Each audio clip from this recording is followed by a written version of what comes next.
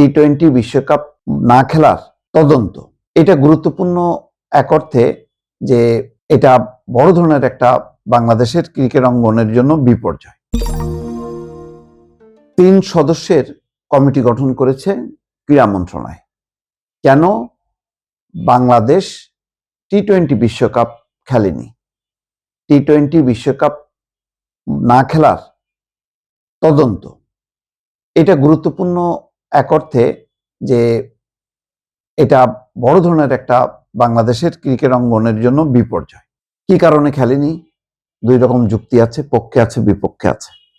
শুরু হয়েছিল মুস্তাফিজুর রহমানকে নিয়ে আইপিএল, যখন আইপিএল মুস্তাফিজের খেলা মানে কলকাতা নাইট রাইডার্সের পক্ষে খেলার চূড়ান্ত, সে সময় ভারতের উগ্রবাদী সংগঠনগুলো তারা বিক্ষোভ করে তাকে বাদ দেওয়ার জন্য। সেই দাবির প্রতি সমর্থন জানিয়ে ভারতীয় ক্রিকেট বোর্ডের কর্তাদের সুপারিশে আইপিএল থেকে বাদ দেওয়া হয় এবং ওই সময় প্রায় 10 কোটি টাকা চুক্তি, সেই চুক্তিটা বাতিল হয়। তো তারপর পরই আসে টি-20 বিশ্বকাপ, যেটা যৌথ আয়োজক ছিল শ্রীলঙ্কা এবং ভারত।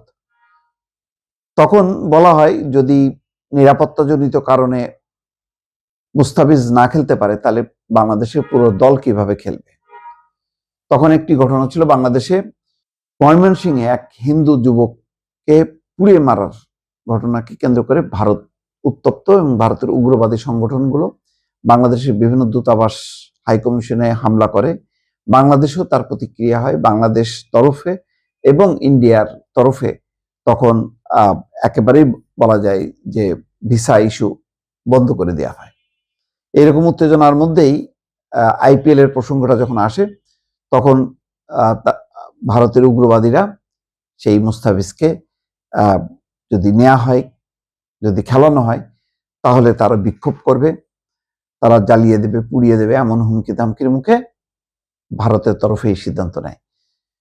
বাংলাদেশ তখন ওই ইস্যুটা সামনে নিয়ে আসে যে তাহলে বাংলাদেশ দল ভারতে খেলবে না। যেহেতু মুস্তাফিজ খেলতে পারে নাই, মুস্তাফিজকে বাদ দেওয়া হয়েছে, সুতরাং ভারতে খেলবে না, বাংলাদেশের খেলাগুলো যাতে শ্রীলঙ্কায় নেওয়া হয়।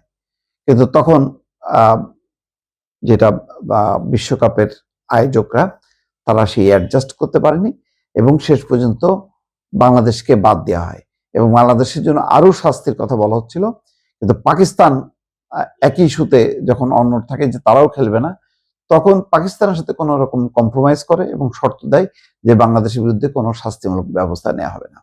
এই ঘটনাটা বাংলাদেশের ক্রীড়াঙ্গনে বেশ প্রভাবিত হয়। বাংলাদেশে তখন দুটি পক্ষ, এক পক্ষ বলতে থাকে যে এটা ক্রিকেটের জন্য সাংঘাতিক রকম মানে ব্যাকফায়ার হয়েছে, এটা অনেকখানি পিছিয়ে গেল বাংলাদেশের ক্রিকেট, রাজনৈতিক সিদ্ধান্ত না নিয়ে খেলা উচিত ছিল। অন্য পক্ষ দেশের আত্মমর্যাদার কথা বলা হচ্ছিল, যেখানে দেশের প্রেস্টিজ, এবং এই পক্ষে আসিফ নজরুল সহ তৎকালীন যে ক্রিকেট বোর্ডের কর্মকর্তারা অবস্থান নেয় এবং শেষ পর্যন্ত না খেলার সিদ্ধান্ত নেয় বাংলাদেশ।